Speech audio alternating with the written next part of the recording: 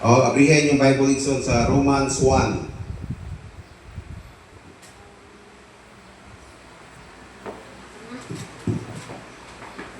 Romans 1.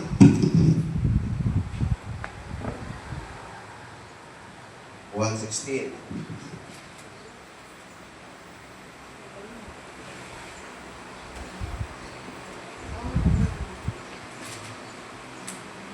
Okay, Romans 16. Pero sugod na din, kasawa na to ang verse Romans 1:8 hangtod sa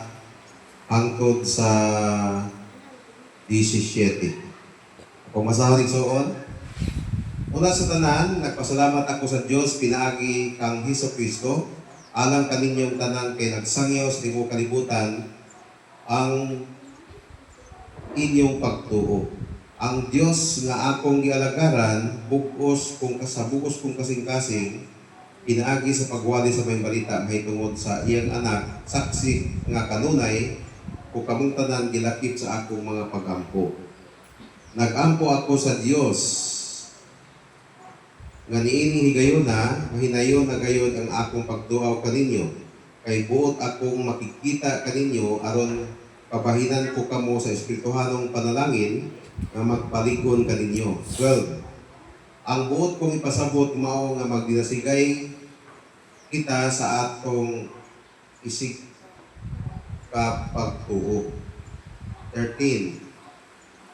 Mga igsoon, gusto ko nga masayra ninyo nga kadaghan na ako magplano pagduaw kaninyo apan may nakababag kanako. Buot akong magkapangani diha kaninyo ingon sa akong gibuhat sa uban nga dili Hudiyo.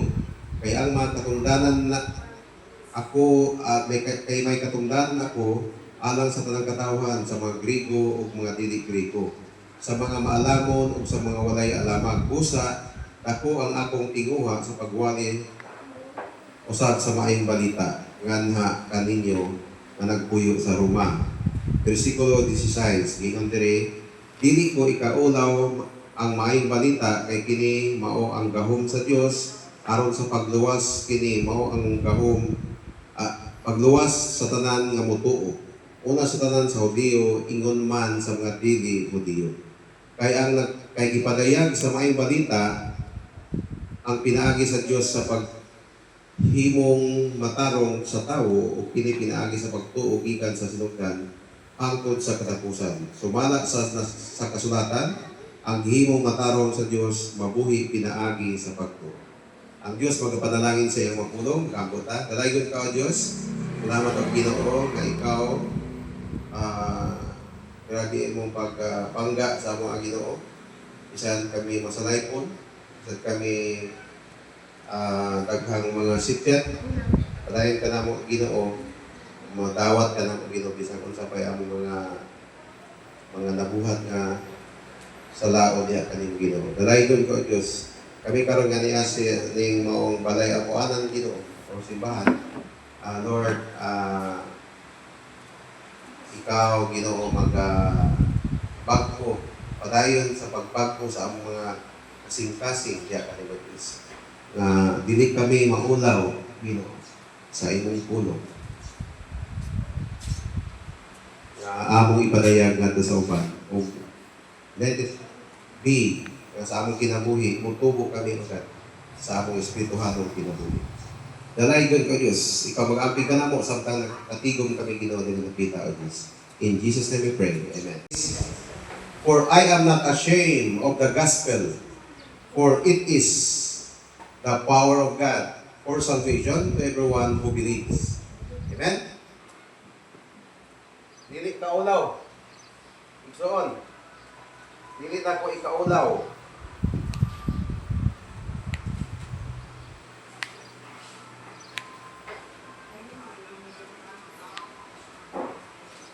Okay.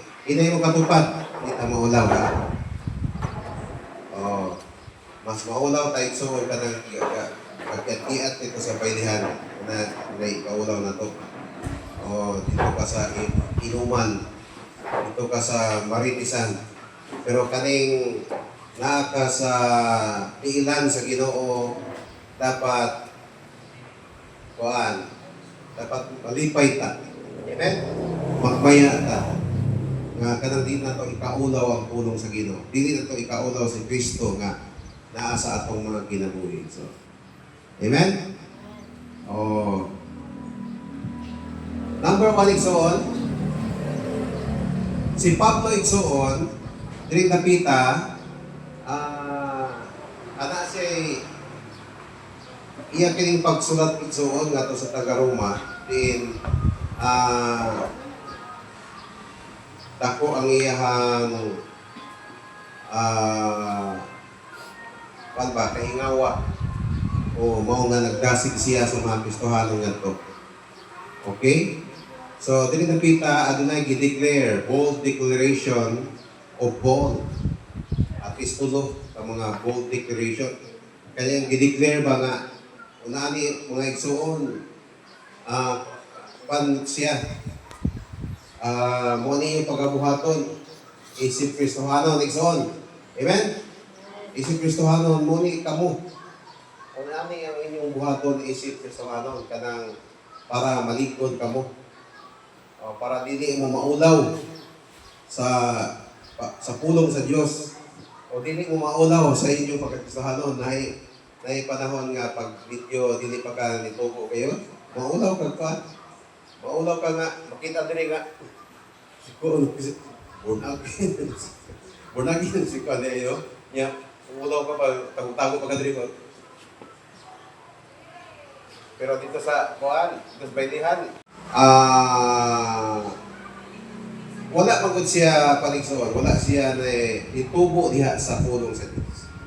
Wala nga ang Kristohanon igsoon, padayon kita sa pagpamati sa pulong sa Ginoo. Padayon ta magbasa sa pulong sa Ginoo. Because there's a tendency na kita matempta sa pagkamanggiulawon. Manggiulaw, maulaw. Maulaw. Actually, so sa unang panahon, sa panahon ni Pablo, diya sa Greco-Roman society,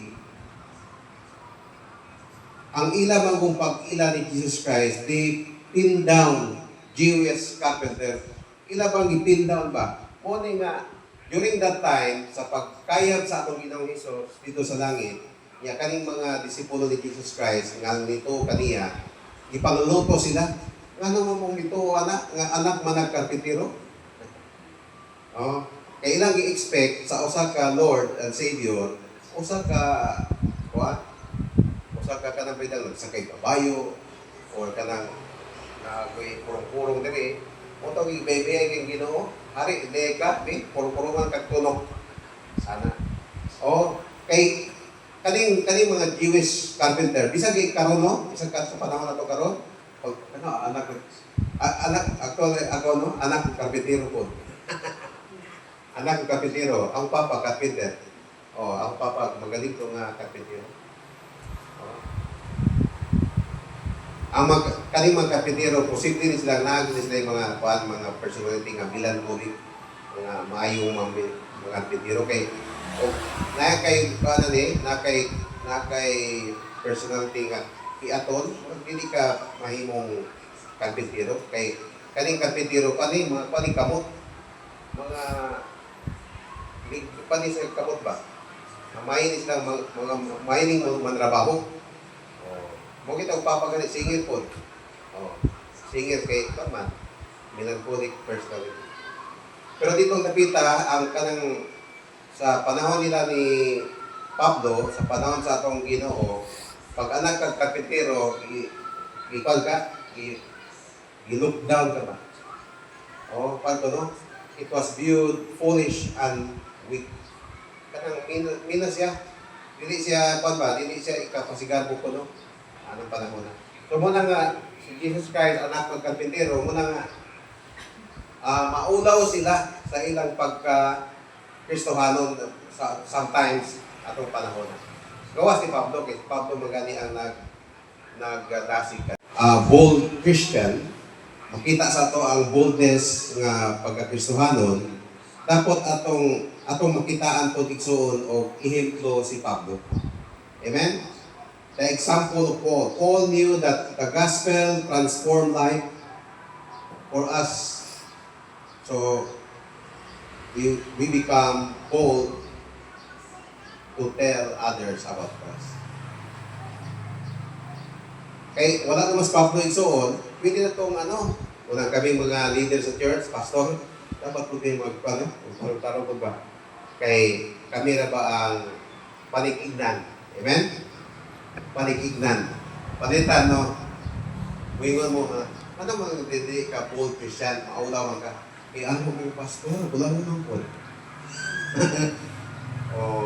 So muna na igsoon, muna tayo first rating ang ulawon, kung pastor ta, pag yun. Kung sa una nga, kung dili ka fit ka ning dalungga, di ka mo istorya, ano pa rin ka mo nga kung leader na ka, kung pastor na ka, kung anang paghimo, paghimo o paagi nga ma-overcome nimo nang imong pagka-hilumon kaayo. Oh. Kung dili lang sa pastor po, kita Kristiyano na, kung unawon ka sa una, nga sobra na kakahilumon, mo istorya na ka, bukaran ni ubaba kung mukaon, bukaran mo baba kung higong magkape, kung sabaw, paano ito i-practice? Tabangan na sa Ginoo nga kaning ato pagka sobra ka ulawan, kinamay ulawan igsuon nga wala sa lugar po. Nga dili na noon mo makawali Kristiyano na di po makawali sa puno sa Ginoo kay maulaw lagi. Oh. So atong himong panikignan si Paul, si Pablo igsuon, dili kaulaw, di siya nagkumaulaw. Oh. Tawon din atong mga itsura ron bisag crisis, bisag ipag-flood control ni atong mga kwarta sa Philippines. Tawon atong mga aping nanambog ni atong mga aping kay hasway kita ipanalangin ta sa Ginoo. Amen. Importante igsoon ang kaluwasan. Ang pulong sa Ginoo nagdala kinit nato og kaluwasan sa atong mga kalag. Gingon niya sa 1 John 5:11-12, kung adunay Kristo Jesus, may kinabuhing walay katapusan. Apan kung walay Kristo Jesus, wala usab. Kung pasabot, impyerno. Amen? Impyerno gyud. Kani mga tawag persecute. Ila pa ron. Wabot ang panahon. Magbahay din sila. Mapare itong dato, no? Ningon ng dato, niyangyo. Pwedeng buhiyon ka ng balik. Ningon tubag siya. Dito alwa. Jesus sa gabiing nga siya gibunhian ni kuha sa pan, unya nagpasalamat sa Dios o gipikas-pikas niya ang pan o mingon, mao kini ang akong lawas nga alang kaninyo. Muhatag kini aron sa paghandom kanako. Atong himuon iso.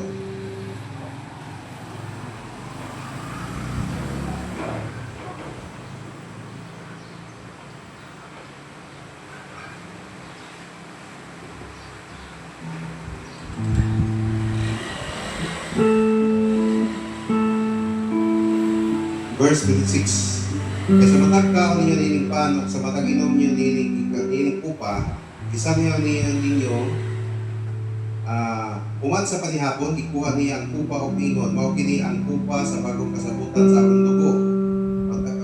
Matag inom ninyo niini, muhata sa paghandong kanako. Atong himuon.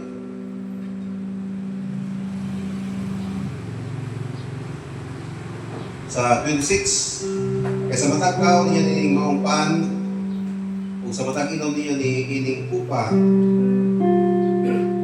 isangyan ninyo ang iyang kamatayon hangtod sa pagpalit niya. Atong awitan ng chorus, Bukti ako o gatson mo, ikaw ang akong gitinuha o ipangandoy Ginoo sa magkawasa nagbawa ako. Noon mo ang iya ako Ginoo. Magabot tayo. So, talagot ka Diyos, salamat Ginoo ning balang panihapon. Kung kinabuhat ka Ginoo aron sa paghandom kanimo Ginoo sa imong gibuhat dito sa Cross sa Calvario, aron kami mga katawhan Mesiyas makabaton o kinabuhi nga walay katapusan. Salamat sa imong paghigugma kanako Ginoo. Salamat sa imong pag-antos dito sa krus. Dalaygon ka sa way katapusan. Among ilisubalik.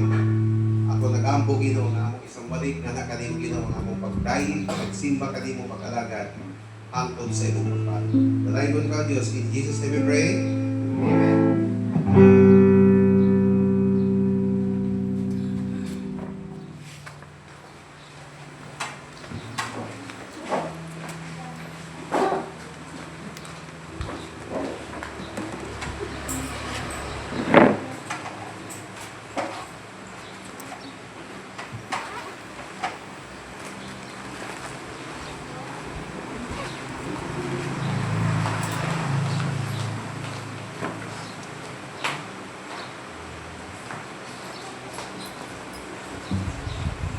Ang katangingan ako nimo.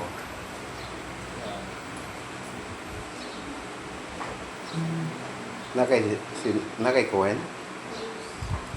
Nak? Nanira. Kare. Kare ah. Salamat sa pulong sa Ginoo. Natuto karon sa atong mga halal. Ingon ang pulong sa Ginoo. 2 Corinthians 9:6. Iman ikini nga ang nagbugas og jutay mag-aanig jutay, ang nagbugas og daghan mag-aanig daghan. Maghatag kamo sumala sa inyong gigahin sa inyong kasing-kasing, dili magunahon na nga gipugos kamo. Kaya ang Dios nahigugma sa malipayong nagmangko. Let's give to the Lord with a thankful heart. O kining atong paghatag gamiton sa Ginoo para sa iyang buluhaton. Let us sing. Hatag na hatag. Hatag na.